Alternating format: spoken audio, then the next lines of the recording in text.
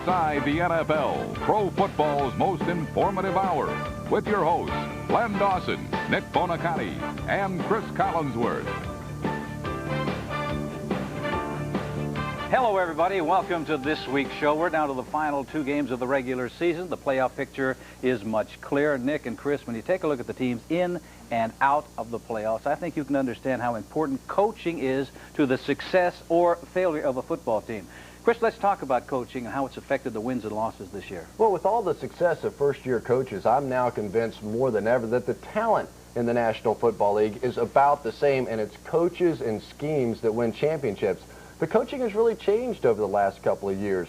No longer is the dictatorial style of a Mike Ditka or a Dan Reeves used, but coaches like Bobby Ross and Ted Marchibroda are treating their players more like partners rather than school kids. Chris, two coaches that are opposite ends of the class are Ray Handley and Mike Holmgren. Holmgren came to the Packers with a philosophy and understanding that you must teach young players the value of your system and convince players like Sterling Sharp and Brett Favre that they could be like a Jerry Rice and a Joe Montana. Win individual awards, make a lot of money, yet win Super Bowls. Ray Handley, on the other hand, he wasn't ready to be a head coach, didn't have any idea what direction he wanted to take his team in, yet he said he wanted to show them that he had his own identity. Well, he tried that through varying bully tactics, but his emotional upheavals really turned the Giant players off. And not only that, but he turned a great Giant team into a compost heap. I don't know about you guys, but I can never recall a season where so many players criticized the decisions of the coaching staff and their ability to motivate football teams. You just mentioned the Giants. Those players have been complaining all year long. It's not just the teams that are losing. Playoff teams are doing it as well. Philadelphia, for example, also in the AFC, would be Buffalo and Houston. You know, I've always believed that the most important thing a coach has to do is convince his team that his system is the one that will get them to the Super Bowl. It's not always that easy, though. This is Super Bowl 27, and there are 9 teams that have never played in a Super Bowl. Several of those clubs, including New Orleans and Houston, have high hopes of getting to Pasadena. But for Detroit and Cleveland, it looks like another case of wait until next year. In a most disappointing year for the Lions, their most disappointing draft pick of the 90s was awarded his first starting assignment in 3 years. This time, the former Heisman Trophy winner did not disappoint.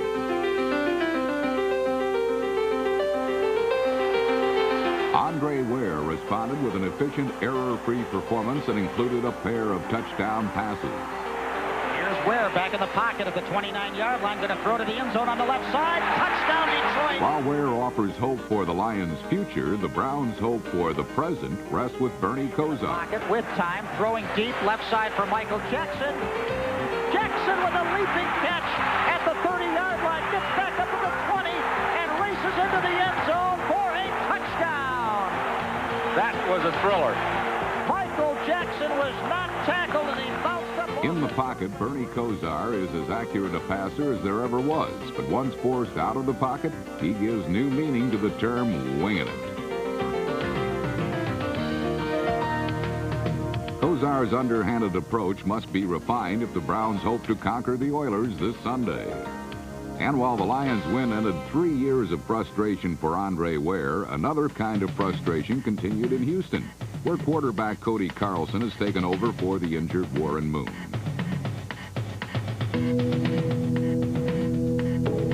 Preseason favorites to win the AFC Central, Houston outgained the Packers by nearly 200 total yards, and Lorenzo White accounted for over 130 yards by himself.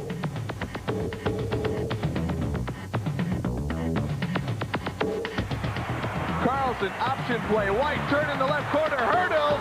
He is close. He is in. Touchdown. Wow. Packer quarterback Brett Favre had only an average day, but at times he made the Oilers look sensational. But ultimately, it was 4 Houston turnovers that led to 13 Packer points and to their 5th straight win. What a throw! Sharp had the man beaten. It's the Packers' longest winning streak in 26 years, but to stay in the playoff hunt, they must make it 6 in a row with a win over the Rams this Sunday. Since clinching a playoff berth, have the Saints become fat and happy? Not hardly. Still hungry for a division title, they sent Jenny Craig.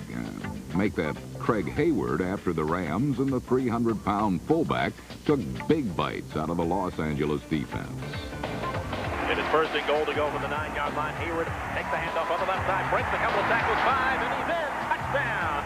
Here's Martin in motion to the right. Hebert has the ball, looks left, now down the middle, throws, and it's Small catching the ball at the 10. Behind a pair of Bobby Hebert touchdown passes, the Saints set the table for this week's showdown back at the temperature-controlled Superdome against the Buffalo Bills. The Bills have been king of the hill in the AFC for 3 straight seasons, but after consecutive losses to the Colts and the Jets, their plans for a return to the Super Bowl may have seemed nothing more than a lot of hot air. However, Buffalo did a little something to help reestablish their superiority by pulling out all the stops against the fading Broncos. And wide open is Beebe at the 20 and the 15 and in for the touchdown. How do you like that? A reverse lateral flea flicker. With quarterback Jim Kelly throwing for 1 touchdown and running for another, the Bills are again king of the hill, at least until they travel to New Orleans this week to take on those hungry Saints. We've got a big AFC-NFC matchup. We've got Buffalo traveling to the Dome to take on the New Orleans Saints. But, gentlemen, hey, this is one Buffalo team that did beat a top NFC team. They did it week 2 when they traveled to San Francisco and beat the 49ers. The question is now, Nicholas, can Buffalo go to the Dome and beat New Orleans? Larry, the best-kept secret in the National Football League is that the New Orleans Saints do have an offense that can put some points on the board. The first 6 ball games of the year, an anemic Saint offense only scored 14.5 points per ball game, but boy, they come alive in the last 8 games, scoring almost 26 points per game. What it tells me is this, Lenny, very simply, to have a great offensive line. Hebert has been only sacked 11 times. Very important this week because he's going to be throwing against a 22nd ranked pass defense in the NFL of the Buffalo Bills. Believe me, Hebert will have time to add to his 18 touchdown passes so far this year. Well, in Buffalo, they're worried about the lack of production from their wide receivers. Andre Reed has only 1 touchdown catch in the past 9 ball games, but that's part of the reason that I like the Buffalo Bills this week. They're no longer dependent on the big play in order to win football games. Thurman Thomas and Pete Metzelaars has brought the short ball control passing game back into the vocabulary of the Buffalo Bills. I just feel like they've got too many weapons, even for a great Saints defense. How can you say that? This is a Buffalo team that lost 2 in a row to Indianapolis, the Jets. Last week against Denver, they were up 21-0. They had to hold on to win the football game. How do you think they can win this one? They get bored playing against AFC teams. No, believe me, they do. This is a team that can either play up to or down to the level of their competition. You said it earlier. They went to San Francisco, knocked off the 49ers.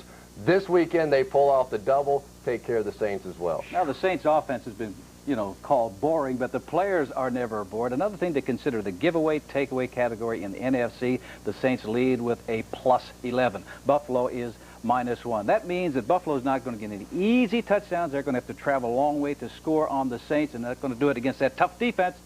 Saints will win. What do you think? 51 sacks, baby. Jackson, Swilling, and Wayne Martin. That's all I know. Jim Kelly, like Dan Marino, will be counting the lights up in the Superdome tower. All right, this is a very important game, particularly for Buffalo. I think, though, New Orleans' chances are better because Cornelius Bennett and Bruce Smith are nursing rib injuries, so they're not going to be up to snuff. And besides that, the Bills are trying to put some distance between themselves and Miami, who they can see in that old rear-view mirror. The Dolphins won on Monday night's national stage. The Chargers and Chiefs kept up with each other, and Phoenix shut out the Giants in the week's undercard. In freezing Phoenix, Arizona, just over 28,000 fans braved atypical temperatures and some very typical football on the part of the New York Giants. There's the snap, and Brown is sacked in the end zone, I believe, for the safety. Yes, he is. Eric Swan penetrates across the goal line, and there's your 2 points. While the defense contributed a safety, Johnny Johnson chipped in a career-high 156 yards and 2 touchdowns. He breaks it on the 35. He's on the 30. At the 25. He's going. He's at the 10. He's at the 5. He scores! Johnny Johnson. And that's all she wrote, I believe, for the Giants. And this week, the Giants face the Chiefs on Saturday afternoon. Hi, Larry. Hi, Marty. How you doing? Good. Watching my 3rd punter of the week. We got our 3rd punter in here. Well, good luck today. Good luck today. How you been? There was lightning early. If there's lightning I'm going to come to both of you, and we may go in the tunnel for a while if it's coming over the stadium. But we'll look out for it. Because they got me rigged with one of these headset things. So listen. I know if you'll stand out there, I'm okay. Last Sunday's stormy forecast didn't seem to dampen the spirits of Chiefs coach Marty Schottenheimer, but the impending tempest was of grave concern for the serious-minded Patriots.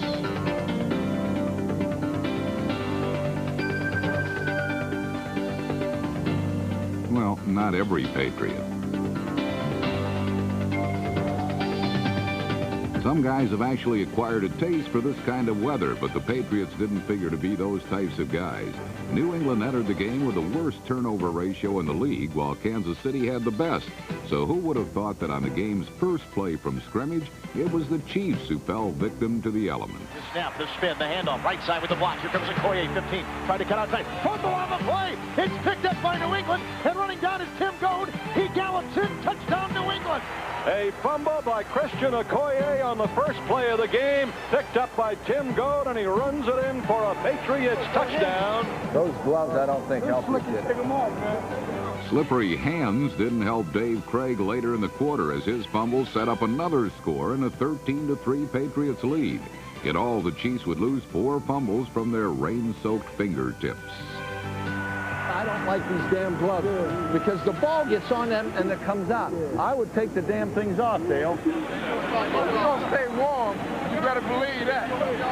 We're walking away with this victory today. Call it upset, call it what you want. We're going to call it victory. We spotted our 3-hour flight back to New England happy. Win on first down. Let's score on defense. Come on, let's go. Schottenheimer's opportunistic defense heeded his words and gave the Chiefs their first lead in the fourth quarter. And it goes to John Vaughn, who goes over the right side. Fumble on the play. It's picked up by Metzi. Down the sideline, 25-20, 15-10, 5. He's in. It's a touchdown. The Chiefs have scored. Oh, baby, what a play. Now look, the pressure now goes back on them. Let's keep them down in there. Defensively, we'll get them stopped and get some field position. Remember now, let's tackle with our arms and let's make it happen. Let's go. Let's go. Kansas City's defense kept the Chiefs on top by producing the clutch hits, while Dave Craig's home run balls seemed to put the game away. Big handoff, back to pass break, moves up, he'll arch a spiral. He's got Davis, a long pass, over the shoulder, catches the 5. He'll go in, touchdown! I love this game! If you love this game, you had to admire the never-say-die spirit of the Patriots and Irving Pryor. Shotgun, Carlson fumbles the snap, picks it back up, looks, shoots it long and deep for Irving Pryor, bounces in the air, and he caught it. He caught it. That is a catch, Dave. That's a catch, Dave. 2 people were there. Everybody went in the air. Irving hit the ground and caught the ball before the ball hit the ground. Pryor's remarkable catch set up a score that pulled the Patriots to within a touchdown, but any hopes of tying the game later sailed away. High snap over the head of the quarterback. It's loose. There's a fumble, and the Chiefs have choked on it. That'll seal the win. The Patriots can only hope for better luck this Sunday in Cincinnati, while the Chiefs learned that, contrary to holiday tradition, in a turnover-filled game it is far better to receive than to give. It's a hell of a tribute to your character, because we had a lot of things that went sideways on us. Some went backwards. What we did is we got our ass in a crack, but what you guys did is you said, we are going to get it done, and that's what happened.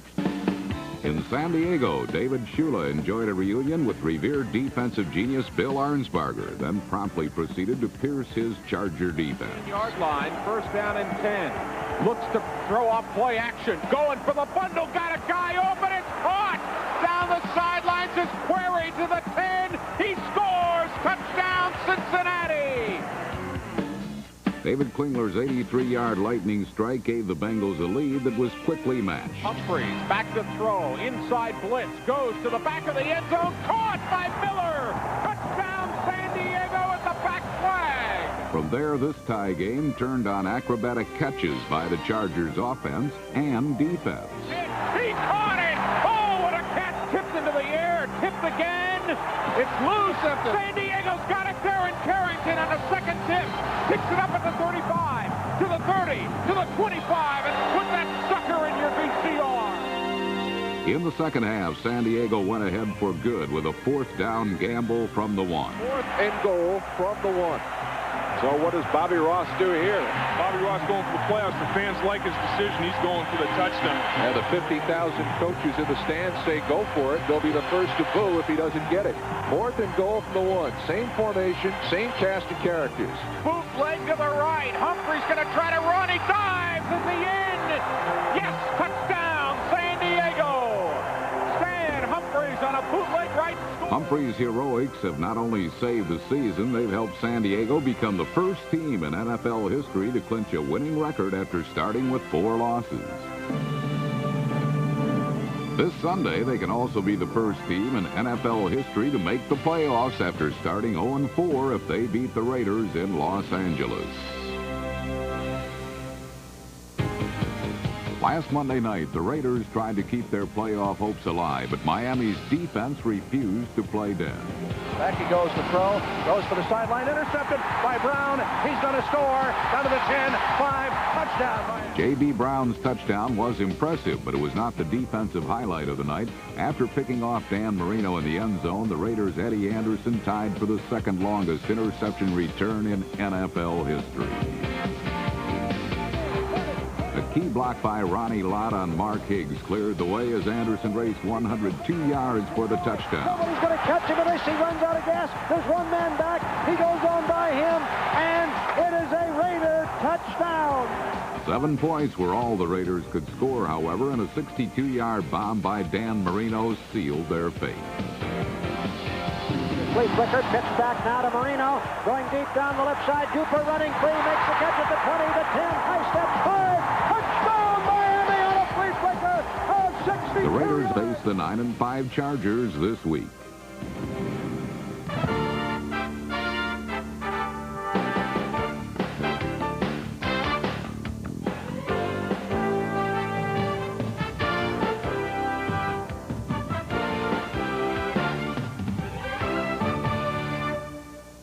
The Raiders are eliminated from the playoffs, but they certainly have not eliminated themselves from controversy going into their game this week against the San Diego Chargers. And the center of controversy, Marcus Allen. Halftime on Monday night, Marcus said he felt Al Davis had a vendetta against him and he was out to ruin his career. Your thoughts on that, Nick? Well, I don't know if it's a vendetta, but I think Al Davis is taking this loyalty to the Raiders really to an extreme.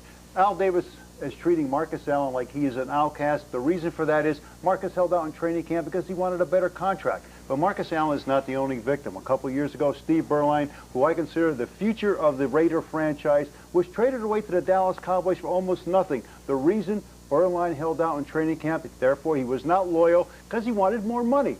I think this ego thing of the Raiders is getting in the way of good personnel decisions, and this, more than anything else, is keeping the Raiders out of the playoffs. Well, Marcus Allen has been a great player, no question about that, but he's coming to the end of his career, and it just sounds to me like he's having trouble coming to grips with it. But there's another guy for San Diego, Ronnie Harmon, who I thought was coming to the end of his career after he dropped that pass in the playoffs a couple of years ago. But right now, he's the most valuable player on that San Diego Charger offense. He comes in on third down. All the defensive players know that he's going to get the football, and yet they cannot stop it. Lenny, he's become one of the most extraordinary third down specialists I've seen in a long time. I would agree with that. He is an outstanding player. Let's talk about this game and who's going to win. Nick, who do you think is going to win? Lenny, I saw the Raiders last week against Miami, and their defense is about as good as it gets in the National Football League, but they have no offense. They have no quarterback, and they have no chance in this game. Well, one thing in their favor, they are 5-2 at home, but I know the fans love Marcus Allen. If he's not in that football game, they are going to boo, which is going to be to the advantage of the San Diego Chargers. I think San Diego will win. Well, the Chargers are the hottest team right now in the AFC, but because of their lack of competition due to that fifth-place schedule, they've really leveled off the past couple of weeks. They should beat the Raiders, but they're going to have to pick it up a notch if they're going to go on in the playoffs. Well, a couple of weeks ago, Eric Dickerson rushed for over 100 yards against San Diego. He's going to have to do that for the Raiders to have a chance. I don't think he'll do it, though. Eric Dickerson has 63 games of 100 or more rushing yards, including 11 in 1986. So he can relate to the year that the Steelers' Barry Foster is having. Andrea Joyce has the story on the Pittsburgh workhorse who has 10 100-yard games already.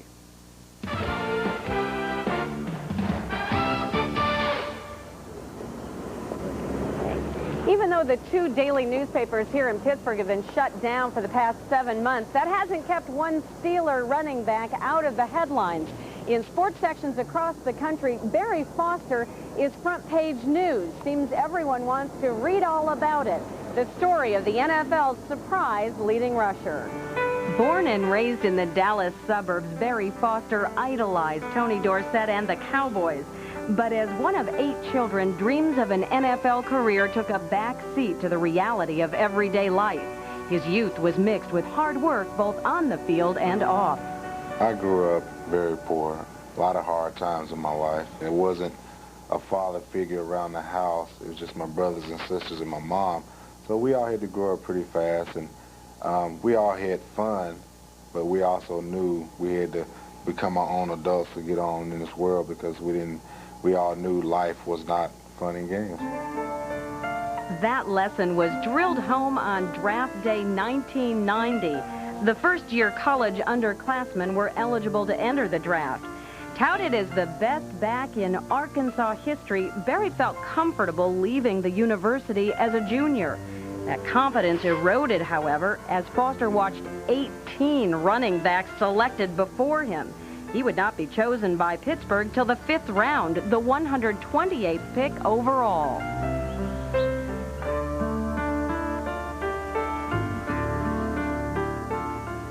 I definitely thought I was going to go higher. I was talking to Cleveland on the phone at the time. They told me it was going to take me in the 2nd round, but eventually they took Leroy Hoard. But I was a little disappointed, but life doesn't work out the way you want it to, so I knew there was another obstacle I had to overcome. Foster's education in life continued in the pros. One botched play would redefine his attitude and reshape his career. Oh, a terrible mistake by the rookie running back, Barry Foster. He apparently under the impression that where the ball would be down, the Steelers would get it. But that's a free ball, and he didn't know it. You think you would have learned that in college? I've just learned from that, just be mentally in the game and be prepared to play each week, and don't take any game for granted. Frustrations mounted for Foster last year. On pace to rush for 1,000 yards, he was sidelined with an ankle injury after 7 games. But the tough times only strengthened Barry. This season, a new coaching staff brought in a ball control philosophy. When offensive coordinator Ron Earhart chose number 29 to lead the new one-back system, Barry Foster got the chance of a lifetime. No doubt he's saved my career. I mean, he's given me the opportunity to showcase my abilities, to prove myself, my self-worth, and giving me a lot of pride in myself, knowing that I can go out there and play with some of the best teams in the league. So I want to thank him and the coaching staff for being patient with my development throughout this season. The patience has paid off. In Foster's breakthrough season, he has broken 5 Steeler records, including the single-season rushing record held by Franco Harris. And Foster might become the first Steeler since Bullet Bill Dudley in 1946 to lead the league in rushing. I think a lot of people still look at me and say, oh, this guy's having a lucky season. And, you know, his luck is about to run out. So I really don't think a lot of people are really that impressed with what I've done. But, I mean, over time, they're going to learn that I'm going to be the most consistent back in the NFL. Fishermen exaggerate, but when this one talks of his football talent, it is no fish story. As Foster always told his doubters, give me the chance and I'll reel in the results. The Steelers are believers and happy this one didn't get away.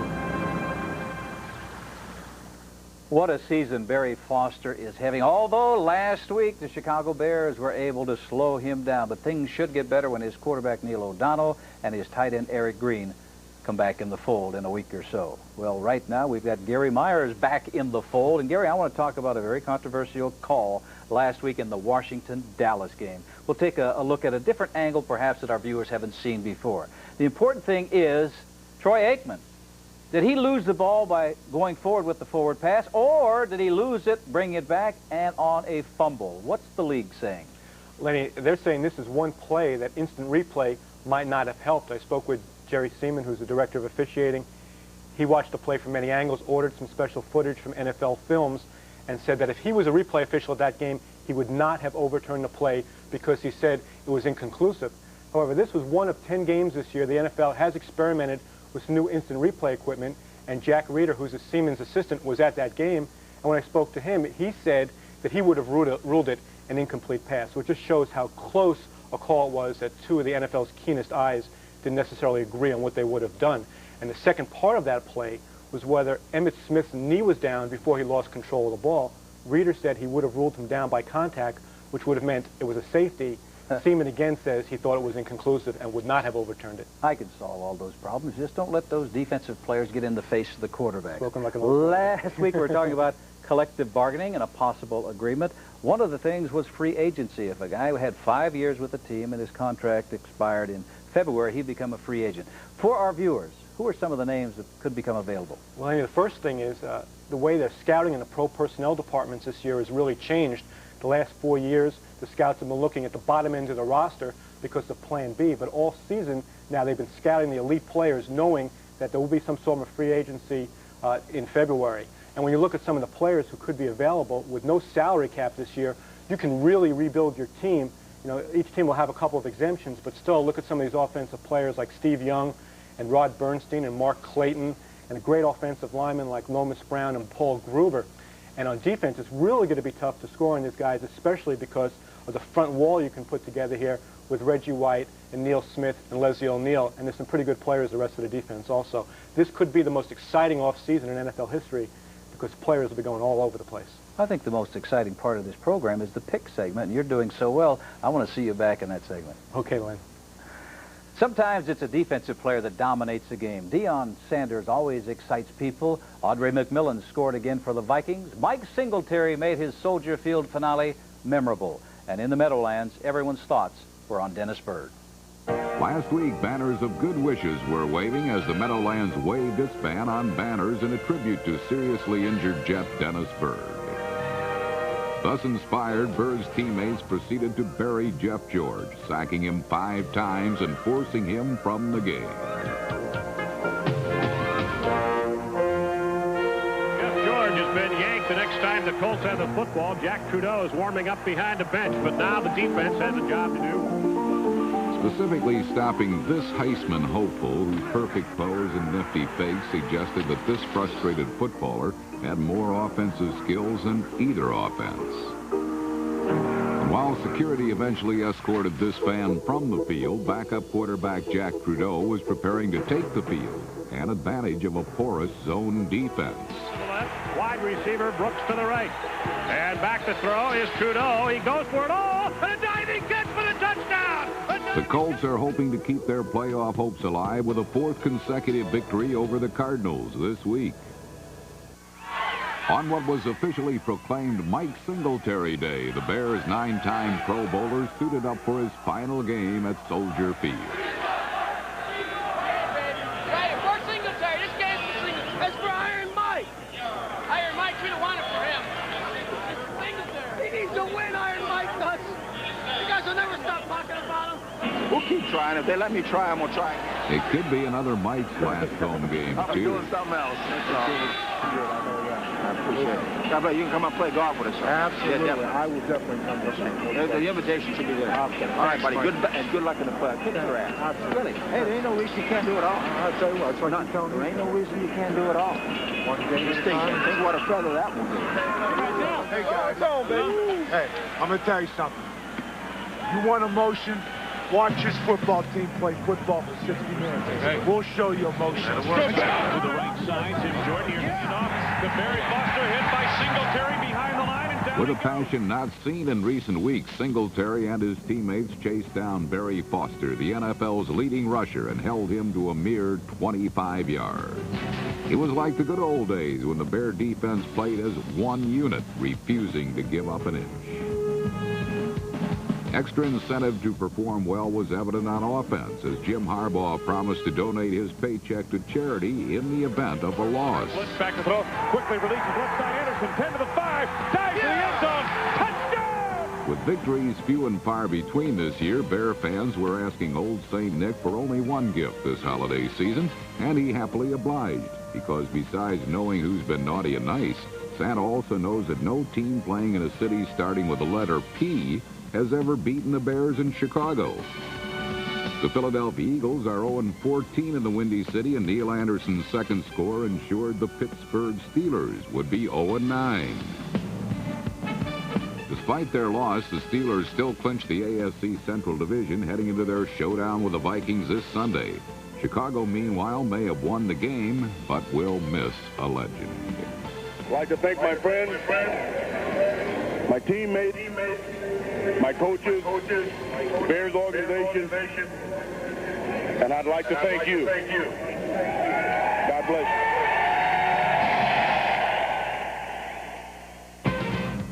In the Metrodome, 49ers linebacker Tim Harris was demonstrating his new peek and point stance to anyone who would listen, but the Vikings defense preferred more proven techniques to score their 8th touchdown of the season. He goes in motion now to the right, and a pass to Taylor is picked off. Andre McMillan, he's to the 30, 25, 20. Big blitz. Young had to throw. His vision was obscured. Again, they had big pressure on him, and he threw it right to McMillan. Behind the lead block of guard-turned-fullback Randall McDaniel, Minnesota used the 3 M's of muscle, moxie, and might to manufacture a score.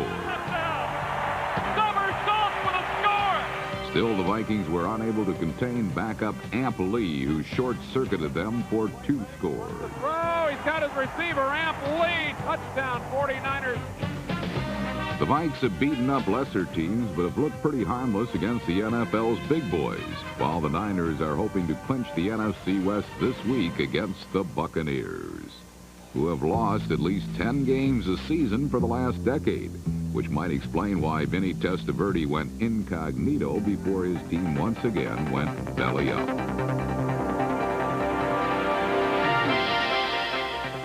The Falcons leveled the Buccaneers as backup quarterback Wade Wilson raised his game to dizzying heights. Back to throw Wade Wilson from the Buck 38. Goes deep down the middle of the field. Pritchard at the 10. Pritchard at the 5. Touchdown! Falcons. Mike Pritchard from Wade Wilson. Tony Jones in motion to the right. Wilson will throw. Back to pass. Steps up. Looks. Fires deep downfield. Haynes. Great catch at the 35. He's down to the 20. 15. Touchdown! Michael Haynes. Wilson threw for over 300 yards and 5 touchdowns. And if he's not ready for more playing time, he proved ready for prime time. Jamie Dukes, he's back to throw. Wade Wilson going deep down the far sideline. Hey, there's Dion at the 5. Got it! Touchdown! The Falcons won't have much time to savor this win, however, as they host the Cowboys this week. Coming up on NFL Crosstalk, Redskins quarterback Mark Rypien discusses the upcoming rematch with the Eagles, with the playoffs at stake for both teams. More highlights, including a revealing look at Troy Aikman's controversial fumble, a never-before-seen look at one of the year's biggest plays. And where are they now? Spotlight's Hall of Famer Andy Robustelli, who reflects back on more glorious times for the New York Giants, the late 1950s. You won't want to miss this week's Where Are They Now? I called him the original Italian stallion, Andy Robustelli. Washington Redskins have won 3 straight. To cling to their hopes of repeating, they face a must-win situation Sunday when they visit the Eagles. The Redskins are winning, but not like they did a year ago. Last year, Washington's offense scored 51 touchdowns. This year, 22. While Mark Rypien has thrown virtually the same number of passes as last year, he has 750 less yards and 17 fewer touchdown passes. Now that the offensive line is reasonably healthy, are the Redskins ready to make their run? Chris is with Mark Rypien to find out. Mark, you've heard the criticism. Your numbers are down, the Redskins aren't playing as well, and people are blaming you. Is that fair? Well, to some degree, I guess, you know, my productivity level, I think, is decreased from last year, so I take it to heart. The funny thing is that, you know, we've had a lot of injuries. We've held well together as a team through all the adversity, and, you know, I'm still trying to go out there and make plays. My competitiveness hasn't changed. I'm trying to do those types of things that are going to enable us to win. It's just from a productivity standpoint, we haven't put the ball in the end zone. I haven't made the plays when they've occurred. So I guess, you know, as a quarterback, the good comes with the bad, and right now we're going through a tough time, but we're still right in the hunt. Well, former Redskin quarterback Joe Theismann says you're playing like a scared quarterback. This week you're playing against the Eagles. You must be petrified now. Well, yeah, if that was the case, I should be. I've always thrived on playing the Eagles because you know one thing for sure, you better be playing at your best or else, you know, we've had bittersweet memories up there at you know, up in Philadelphia. We won a playoff game there 2 years ago, and of course that same year we had what they called the body bag game where they packed about 5 or 6 guys off the field. And so you know one thing's for sure, it's going to be a physical game, and you better be able to ready to play, and if you don't, you know, things can happen in an adverse way. Yeah, no one's ever criticized the way that the Redskins have played against the Eagles. How do you explain the domination over the years that you've had over the Eagles? Chris, it's really tough to say. You know, we respect them, I think, more than any team we've played. I guess sometimes when you're up against the wall and fear sets in, you know, you play at a different level. And I think that's the case. You know, we rise to the occasion when we play these guys because we are, you know, fearful of the fact that they're as good as anyone we're going to play. They're intimidating to a lot of teams, and you better be able to strap it on and play at your best, or else you're going to get it handed to you. You've had some health problems with your offensive line all year. Is that why your running game has been so ineffective?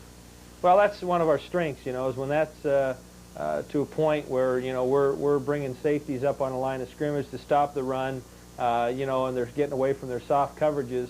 And then a lot of things open up in the passing game because of our inabilities to stay healthy and have an effective running game as we had in the years past. It's kind of, you know, hindered us in some of the things that we try to do offensively. Well, the Redskins were Super Bowl champions last year. What will it take for you to get back to that level of play this year? Well, I think these next 2 weeks, we've always been a team that has thrived in the month of December. You know, for whatever reason, I think Dan Riley's a big positive for us, our weight coach, as far as keeping us conditioned throughout the year. And when it comes down to the end, we have the strength and ability to go out and play well in December. We practice in elements that sometimes are advantageous to teams. Some of the teams, you know, from Florida and California that have to come up and play in the East where it's cold and nasty. It's difficult. We practice in these all the time, so we call it Redskin weather wherever we go. It could be 110 degrees or 50 below zero. It's Redskin weather. So those types of things enable us to go out there and be productive. So right now we're still on course. Our goals are still out there to attain, and we're looking forward to going up to Philadelphia and try to clinch a playoff spot. Mark, I appreciate you taking the time to be with us, and I like that mustache. Thanks, Chris. Say hi to Len and Nick, and have a good holiday. All right. Lenny, back to you. Chris, thank you very much. I think Mark Rypien knows about the penthouse and the outhouse because he went from one to the other in a hurry. Last year, he was the MVP of the Super Bowl. Now they're raking him over the coals because of the performance of the Redskins. How do you think he's handling it? And even former Redskin quarterbacks are criticizing him. I guess if it's Joe Theismann or Billy Kilmer, that's okay. But when Mark Rypien gets criticized by Jay Schroeder, that's going a little bit too far. But he has taken the criticism head on. He's not trying to avoid it. He's gaining the respect of his teammates. Yeah, you're absolutely right. He'll get through this. He's a good man. We've heard from Mark Rypien. Let's take a look at what he's studying this week. The Eagles' overtime contest with Seattle, as well as RFK Stadium's battle between the Cowboys and the Indians. The Hog Days of December provided the backdrop for a classic matchup at RFK Stadium.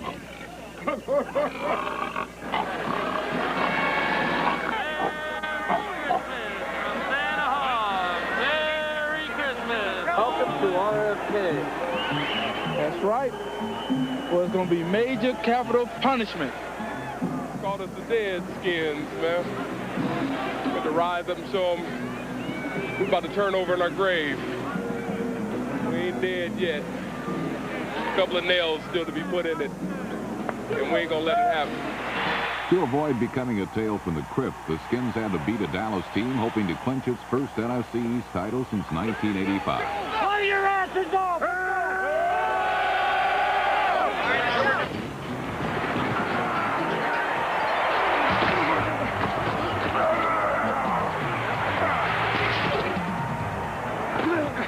Mark Rypien was a messy 5 for 17 during the first half, and after Kenneth Gant's pick, Dallas assumed a 3-0 lead.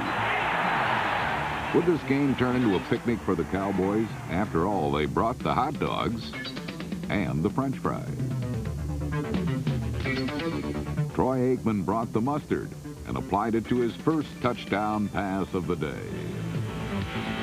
Aikman straight drop into the end zone. Caught at the goal line. It's a touchdown. It's a touchdown. Washington responded by planning power plays on the sideline. Yeah. The other thing about it, let's go with that Pyro some more. Got it, Pyro? Storm it up in there, guard. Storm it up in there, okay? But the knockout punch proved less effective than a sucker punch. They got their run sequence in, it looks like. Rippon hands it to Biner. Option play. He's got Orr wide open at the 15, 10, 5. Touchdown, Washington Redskins.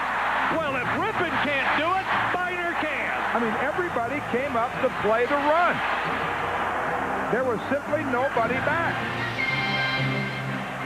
How many times did the Cowboys have to see these plays used against them before they started looking for some of this? All right, baby, we're in a dogfight. It's going to be a dogfight. Dallas got in the last bite before halftime as Aikman and Jay Novacek teamed up again, but the Cowboys sought to pick up the pace. From upstairs, you got to get into the cross quicker.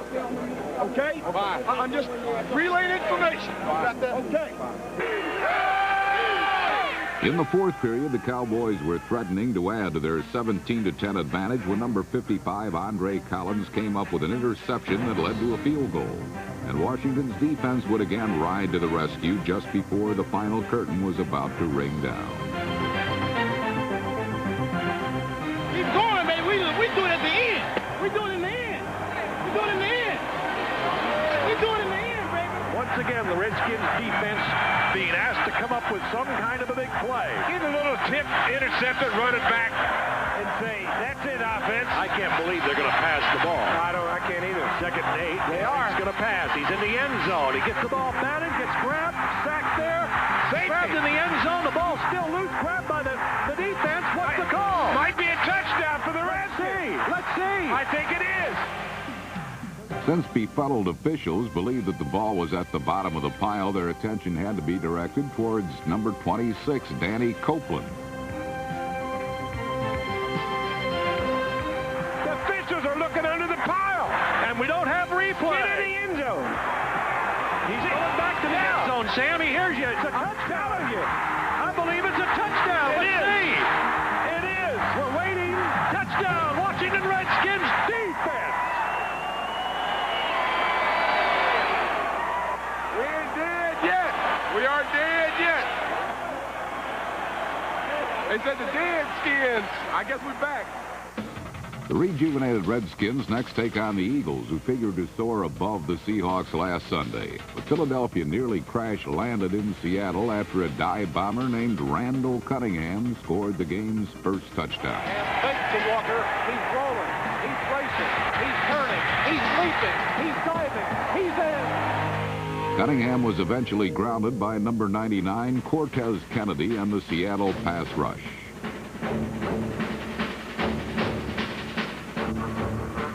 The Seahawks defense registered 10 sacks and came up with a big play that gave Seattle a fourth-quarter lead. Back, he pumps, he's rolling, he's still rolling, he's motioning, he's running.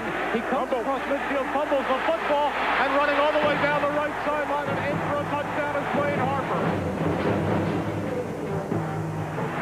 He fumbles the football, he picks it up, and now he's tackled in the end zone. Ultimately, however, it would take an overtime period to decide this contest. 45 yards for the game. This is it. Overtime. Ball is spotted. The kick is away. The kick is good!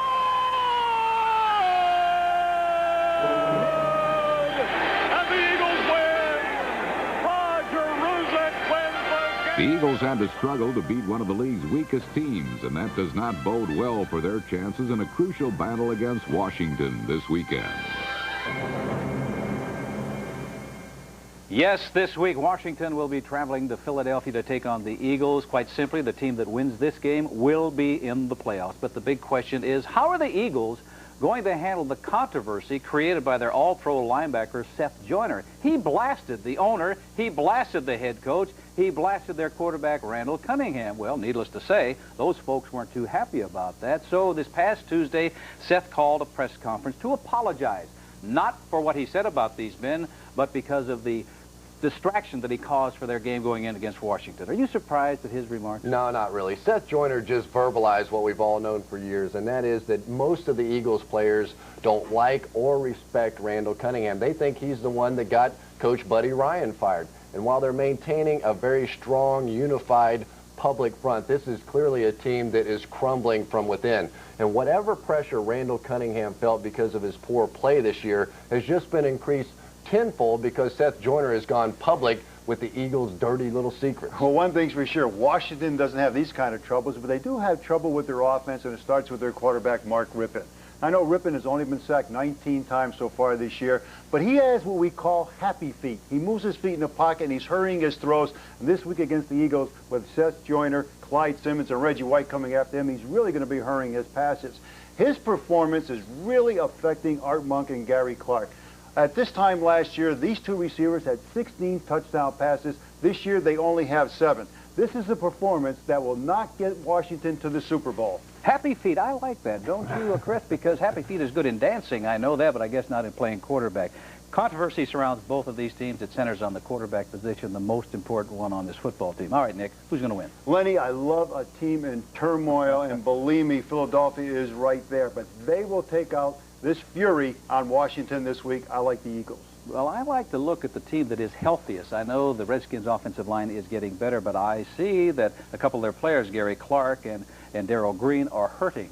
I also look at the 6-0 record at home by Philadelphia, and that's why I'm picking them. Well, the one thing that the Redskins always do is contain Randall Cunningham. That's a big reason why they've beaten them 11 of the last 15 times. I think that streak continues. I like Washington on the road. The only way that this guy is going to be right is if, you know, the Redskins treat Randall like Seattle did, and that is sack him 10 times.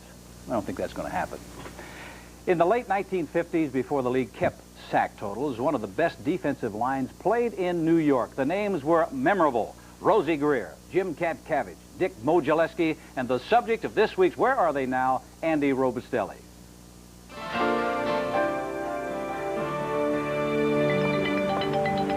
Objects in motion tend to stay in motion.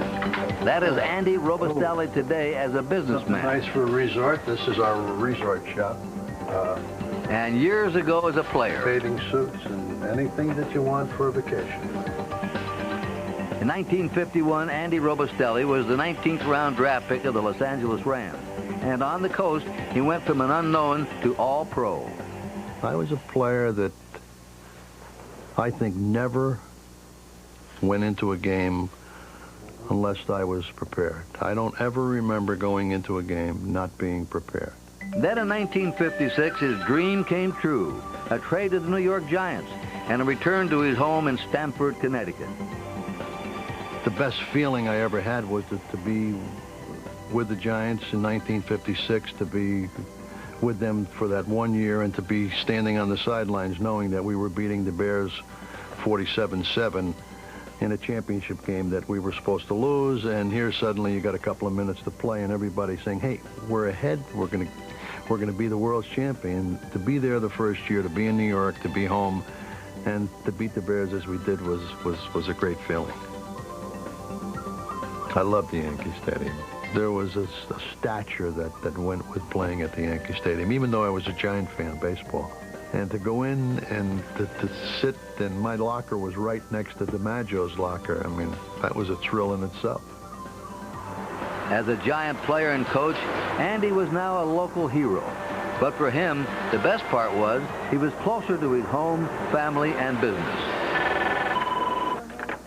Robustelli World Travel, this is Becky.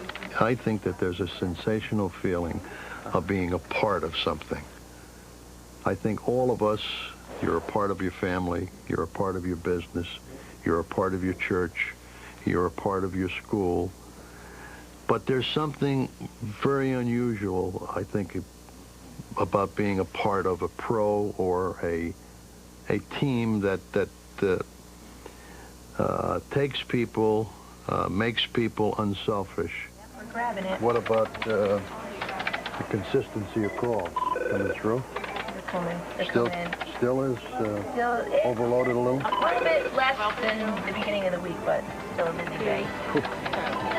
Andy may slow down, but he never stops. Well, if you book 20 people to London, we'll give you anything you need. 20? 20. I what if all the time. I mean, that's a game I play.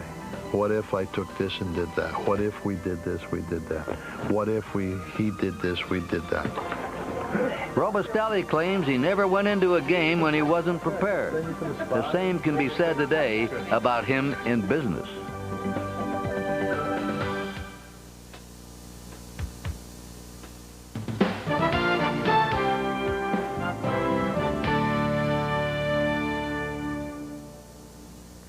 Andy Robustelli, always a gentleman. Always good at this part of the show is the pick segment. That's right. I want you to feast your eyes on something you I knew haven't that he seen in a couldn't while. wait. He couldn't wait, could he? Somebody take look it. at that. Nick Bonacani shot right up there. 11-3. What a deal. And This is for what the really season, counts, though. Look at this. Uh-oh. The season was 5 weeks longer. I see one guy up there and the rest of it. It's getting lowly at the top. Yeah, Gary, you're going to get X'd out in the end anyway. Yeah, right. We have a new system of scoring later on. We're going to tell you about that. Now, okay, earlier in the show we discussed several games that made our selections. Now it's time to pick the ones the rest of us all agree on.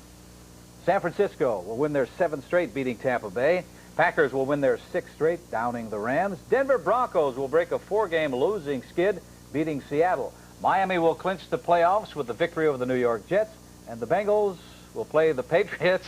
Who's going to win? Okay, the Bengals. All right, other games, we got Chicago at Detroit. The Bears, Gary, can they do to the Lions what they did to the Steelers last week, and they just rushed for over 200? No, I don't think so. You know, Jim Harbaugh donated his check to charity, even though they won the game. First, he's taking his teammates out to dinner, donating the rest to charity. It's a good thing this thing isn't going on week to week because they're going to lose this game. Well, Andre Ware had a fine ball game last week. I guess it was his first start of the year, and then Wayne Fontes is searching for a miracle. Maybe he found it. Maybe Ware's the answer. I like Detroit at home. I don't know. Chicago, they ate well last week. Everybody was fired up. Mike Singletary is still the guy leading that team. I think they can do it again. I like Chicago. Well, I don't know. What happened to the Bears? They got fired up all of a sudden and played like they did, stopping Barry Foster to 25 yards. They did it last week. I don't think they can regain that. Detroit will win this one. Houston at Cleveland. Hey, the Browns still have a chance, folks. The formula is they need to win both games, and they need the Colts and the Broncos to lose one. Nick, after you figured all that out, what's going to happen this game? Well, Cleveland's playing at home. They have the dog pound. Houston gave up the football 4 times last week in that ball game. Cody Carlson has yet to establish himself as a Warren Moon, so I like Cleveland at home. Well, Kevin Gilbride is still not going to be able to call the plays for the Houston Oilers, but there are a lot of players hurt in that Cleveland Browns secondary against the run and shoot. I think you have to like Houston even on the road. That run and shoot has really slowed down this season. In the last 7 games, they haven't scored more than 2 offensive touchdowns. They're going to play in the cold at Municipal Stadium in Cleveland. I think the Browns will win this game. I don't know as if the cold is going to have anything to do with it. If they can get things on track. I look at Houston. I can't understand that football team because they have an awful lot of talent. Hopefully, it will come out this week. I like Houston in that ball game. Minnesota at Pittsburgh. The quarterbacks, Chris, are going to be Bubby Brister and Salisbury for Minnesota. Yeah, Bubby Brister really didn't play very well last week, and I'm still not convinced that every time you put equal NFC teams and AFC teams on the field at the same time that the NFC doesn't always win. It just seems to work out that way. I'm going to take Minnesota. Dennis Green is really struggling here to find a quarterback. He's gone from Gannon to Salisbury to Gannon to Salisbury. This is really the wrong time of the year to be trying to find yourself a playoff quarterback. So I like the Steelers. I think when it comes right down to it, you're going to look at the running game. Yes. I think you got 2 terrific defenses.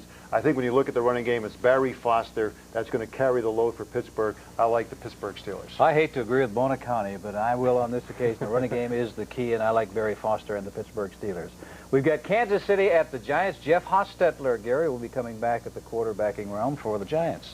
Well, that'll help. I mean, they've gone with Kent Graham the last few weeks, and they just haven't had any offense. But really, the Giants kind of packed it in a month ago. Looks like Ray Hanley's gone after the season. They're really just now auditioning for jobs for next year, so I like Kansas City. Well, Kansas City has everything to play for, Lenny. The Giants have nothing to play for, even though they're playing at home. Hostetler will be back in that game. How long he lasts is the question. I think he's making a mistake by going back. I like Kansas City. Jeff Hostetler will have these guys fired up this week. He wants to try and save Ray Hanley's job. I think you'll finally see a little emotion out of the Giants at home. I like the Giants. They've been arguing with Hanley all year long, and they want to save his job. He's trying to catch up. He's trying to make up some ground. No. Kansas City will win that football game. Phoenix at Indianapolis. Hey, the Colts are going after 4 in a row, Nick. You know, Indianapolis is sort of a strange team. George starts the game. Trudeau comes in and wins it. Phoenix, on the other hand, had a great ball game, shut down that Giant running game. Indianapolis has a worse running game than the Giants. I like Phoenix even though they're traveling. Yeah, I do too. Phoenix looked awfully impressive in that shutout win over the Giants. They've been playing much better as of late. I like the Phoenix Cardinals. Wait a minute. The Colts still have a shot at making the playoffs. You think they're not going to be fired up at home? They are going to be ready for that one. The Colts are going to make it 4 in a row. All right, Gary, who do you like? Well, the last 2 weeks, I know the Colts have only played the Patriots and the Jets, but that defense minus Steve Entman and Quentin Coryatt has not given up a touchdown in the last 2 weeks. They still have a shot at the playoffs, and regardless who the quarterback is, I like them over the Cardinals. I'm sorry for jumping in on you again, but I got so excited when I heard Just eliminate them. We might catch up a little. That's the only way. That's right. All right, on Monday night, who is playing Dallas at Atlanta? Wade Wilson, the player of the week. 324 yards, 5 touchdown passes last week, but can he do it, Nick? Against Dallas. Remember that ad that they had him in? It said, "I'm sorry, Mr. Wilson is on a flight. He's down in Atlanta." Well, I bet you Dennis Green will wish he had Wade Wilson as his quarterback now. I said, Atlanta, get a life and get an identity. They did last week, but I like Dallas. I knew that. Johnson will bring them back this week. Were you ever a receptionist? You did that pretty well. That wasn't bad at all. I like the Dallas Cowboys. Yeah, the Cowboys are still hurting after that loss in Washington. And if they were playing a better team than Atlanta this week, I think they might have a letdown. But the Falcons are not very good, so I like Dallas. No question this one. Dallas will win the football game. That's our show. Remember, Inside the NFL premieres each Thursday evening beginning at 11 o'clock. Now, if you miss any part of it and you want to catch it again, you can.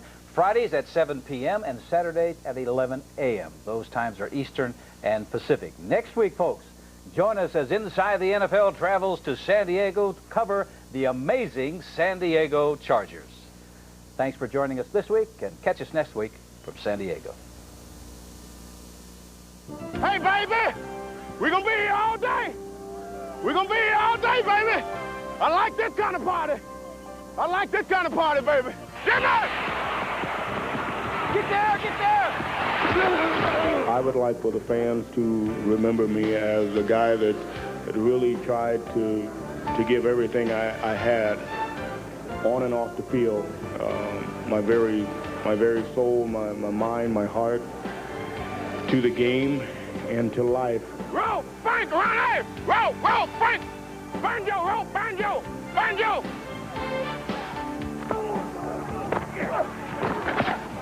Let's have a goal line stand.